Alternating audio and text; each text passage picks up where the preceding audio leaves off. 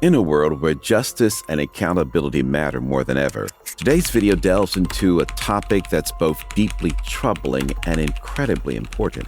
We're shining a spotlight on a critical issue, the moments when those entrusted to uphold the law are found on the wrong side of it. Hey everyone, welcome back to Crime Highlight. What happens when the badge no longer shields misconduct? It's a dark side of policing few dare to comfort. But when the line between protection and prejudice blurs, justice can come from unexpected places. We've compiled 3 stories of racist cops who not only got busted but also confronted the very system they once represented, revealing the profound impact on our communities. Let us begin with our first case, where the cop not only lied but also threatened the suspect. However, despite costing the city $75,000, he escaped without punishment. On July 15, 2018, Montre Little, 23, and Jared Clinton, 21, were departing from a nearby park when they were stopped by Officer Kyle Thies from the Des Moines Police Department. What began as a routine stop swiftly turned into a glaring example of police trying to force you into a forced confession through corruption, and in this case, even racism. What's up? At first, you think the question was harmless. How do you start it? What do you mean? I just put my... But when the cop asked Montre Little, "How do you start the car?" it's kind of like he's hinting Montre might have stolen it. If Montre was unfamiliar with the vehicle, he might have likely struggled to remember how to start it. And if he had fumbled around trying to remember it, that could also be taken to be he's under the influence. How do you start it? What do you mean? I just put my... However, when Montre didn't give in to Officer Kyle's initial question, the officer continued with more questions, ultimately leading Montre to hand over the keys. So it's your car, though? Did they give you a fob or something? My car, officer. Did they give you a key fob or something? Or? Not only has the cop misled Montre into handing over his keys to him, he also suddenly can smell marijuana in the vehicle, and based purely on the hunch that Jared, the other passenger in the vehicle, is hiding a weapon. It's worth noting that such assertions, especially regarding the scent of marijuana, are frequently employed to justify vehicle searches without needing explicit consent. The sequence and speed of Officer Kyle's actions raise questions about his intentions. Do you have any weapons on you or in the car? No, officer. Okay, can I be honest with you? The officer's actions and words thus far align perfectly with classic signs of corruption. While this situation is gravely serious for Montre, the officer attempts to downplay its severity with a light-hearted demeanor, using terms like silly and funny in a clearly patronizing manner. Notably, he also comments on Montre's racing heart and apparent nervousness, an observation frequently cited in similar incidents. It's typical for suspects, especially if they are innocent, to feel anxious or even angry in such situations. Officers often point out these emotions justify detaining individuals and establishing probable cause, which is precisely what this cop did. Go ahead and step out, Montre. Yep, I just told you why. The search obviously mounted to finding nothing illegal in Montre's vehicle other than a liquor bottle.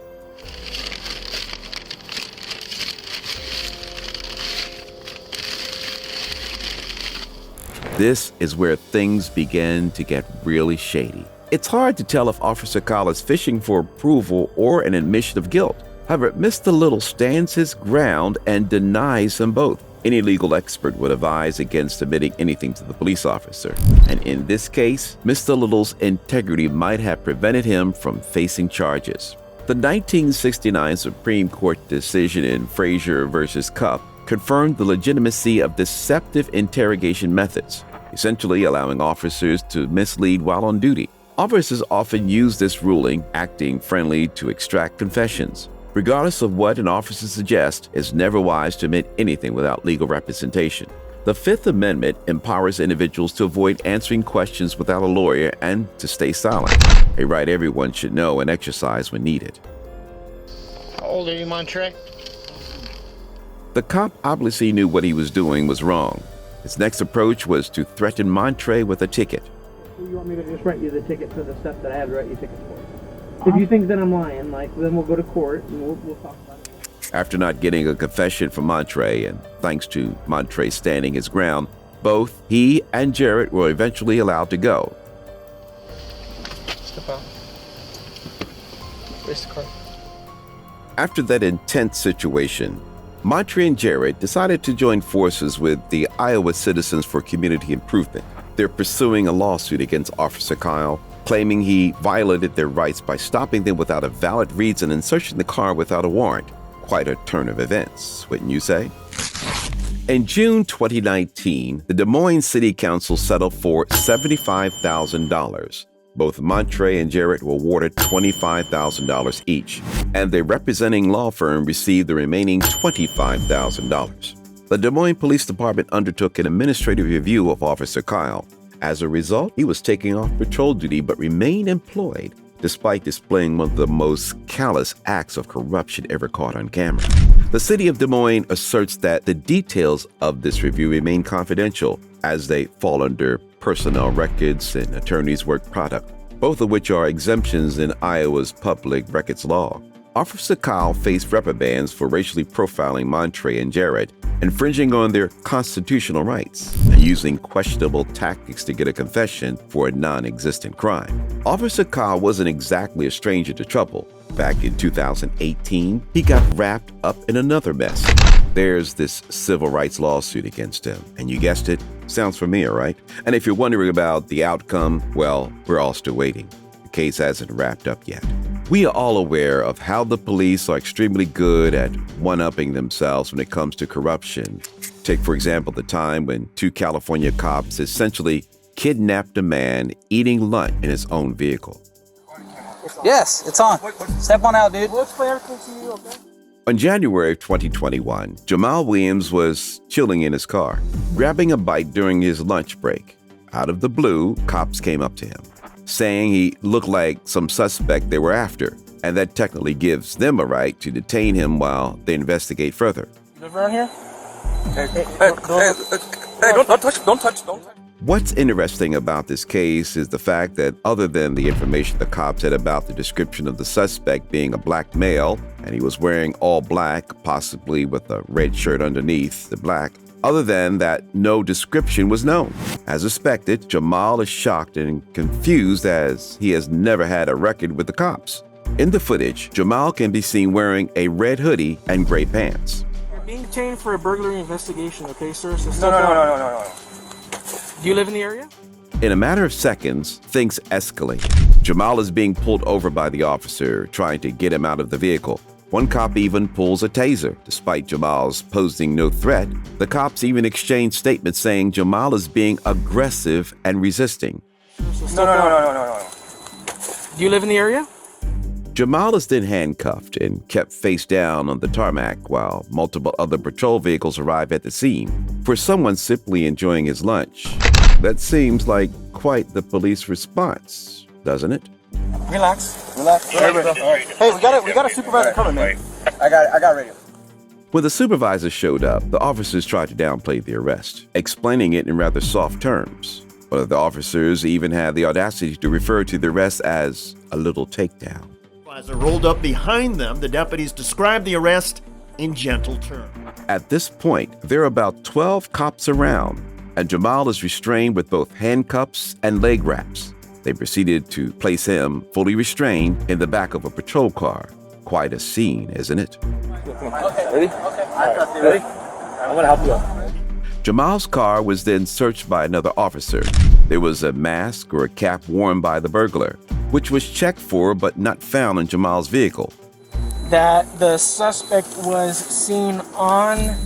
After several investigations and searches, the cops and deputies finally came to their senses and realized that Jamal was not their burglary suspect. It's also important to note that the cops ran Jamal's plate to identify him, something they could have done in the beginning. Thank you. There you go, man. Even though they confirm he's not their suspect and should let him go, they decided he had to just pin something on him. They arrested him and charged Williams with 69 PC, resisting an executive officer, a felony. All right, have a seat in this car for now. Thank you. This incident took nearly a year before the charges against Jamal were dismissed.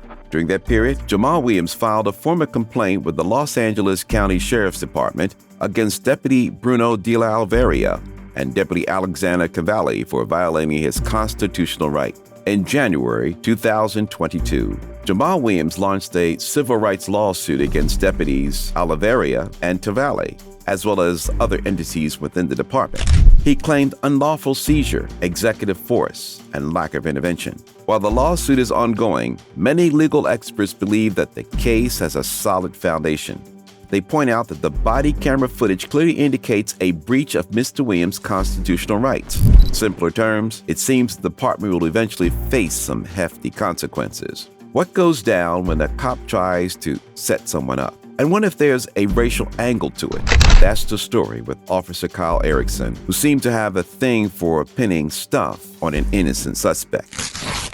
In the more recent incident, 2 officers pulled over passengers. In March of 2018, Officer Erickson and his partner, Elmer Pestron, pulled over Jason and his friend for an apparent broken taillight. The stop, which started calmly in a matter of minutes, escalated to a car search and eventually hands getting handcuffed. Serrano and a friend for a broken taillight.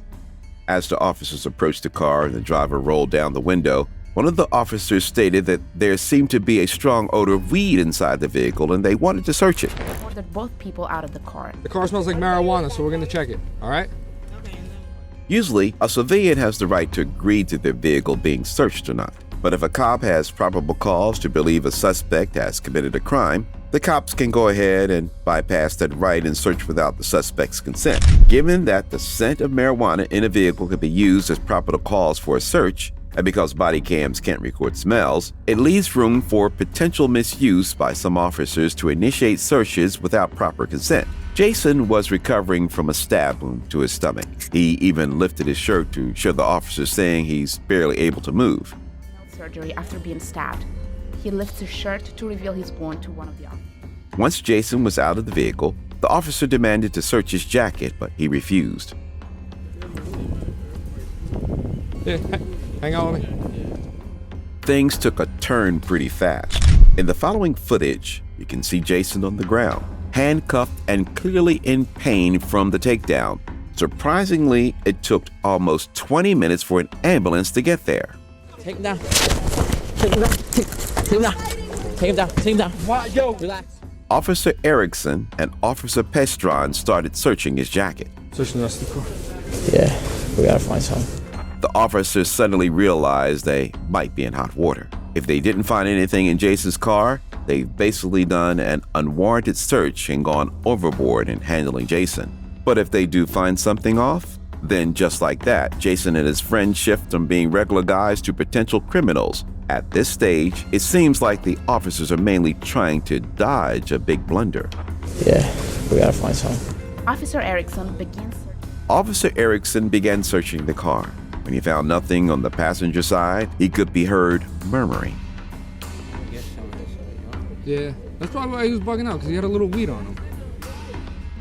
Officer Erickson returned to Pestron and asked, Should I search the whole thing? Or what do you Yeah, think? search the whole thing. "Man, this whole thing stinks of corruption, right? But for these cops, it's crunch time. Their jobs are hanging by a thread, and they're desperate to find something, anything really." So while Erickson's busy digging around the car, guess who walks up? The driver. After what feels like forever of him poking around, he finally fesses up that he hasn't found a thing. You can tell they're both getting more and more on edge.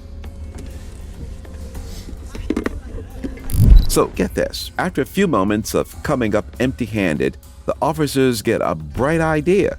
Erickson slides over to the front seat and, would you believe it, drops something. And the wild part, he doesn't even bother hiding it from his camera. Just like that, there's suddenly a pot of marijuana chilling in the cup holder.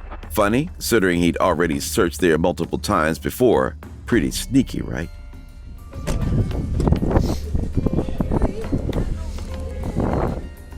The officer's confidence in planting the weed suggests this might not be his debut performance, but he's likely thought he'd get away with it. Observing the exchanges between the two cops, it feels like they're sharing some unspoken messages. Maybe this isn't a new game for them. A few moments later, they both claim to have found weed flakes in the car. Yeah, no, he had weed. You could see his weed here. Wrapping up their discovery, Erickson and Prostra exchange a telling fist bump. Just like that, the tables turn on Jason. First, the officers claim they smelled marijuana. Then, they can say Jason resisted their request to search the car, leading to the takedown. Now, they've conveniently found a bit of weed in the cup holder, even some flakes in his jacket. Quite a turn of events, huh? Erickson turns to Pastrana. You good? We're good? The officers then fist bump each other. An ambulance finally arrived at the scene. Jason was stuck in a hospital bed, handcuffed for the next 5 days. Opting for a plea deal to sidestep jail, he had no idea about the body cam footage till after admitting guilt. The charges? Marijuana possession, resisting arrest, and obstructing governmental administration. It wasn't until over 2 years later that the body cam video surfaced, leading to the eventual dropping of Jason's charges. This brings us to the question, what else has been caught on these cameras that are being hidden from us? All right, everyone, that wraps up our video for today. When racist cops get busted and arrested, it's crucial that we continue to shed light on these issues, seek justice, and work towards a more transparent and accountable policing system. If this resonated with you or if you have any thoughts to share, be sure to leave a comment below. And don't forget to hit that subscribe button for more in-depth explorations like this one. Stay informed and stay safe out there.